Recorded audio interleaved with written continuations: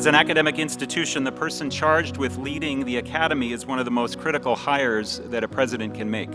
The Lord made it abundantly clear to us that Dr. Anita Henck was his chosen person for this important role, and we praise God for his provision.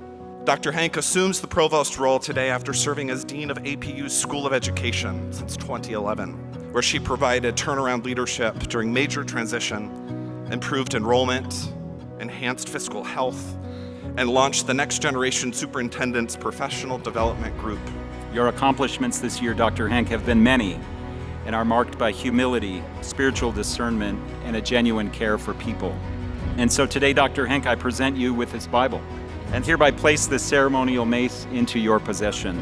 Upon receipt of the Bible and ceremonial mace, and with your heartfelt commitment to keep God at the center in our pursuit of academic excellence, it gives me great pleasure on behalf of the Board of Trustees, the administration, and the faculty, staff, and students of APU to install you officially, Dr. Anita Fitzgerald Henck, as Provost and Chief Academic Officer of Azusa Pacific University. Ladies and gentlemen, join me please in congratulating and welcoming officially the Provost of Azusa Pacific University, Dr. Anita Henck.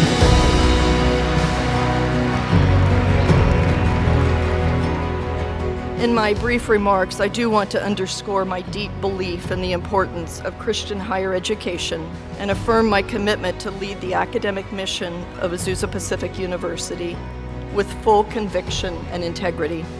My great love of Azusa Pacific University is rooted in a firmly held belief that second only to the power of the gospel to transform lives is the power of education to transform individuals, families, and communities.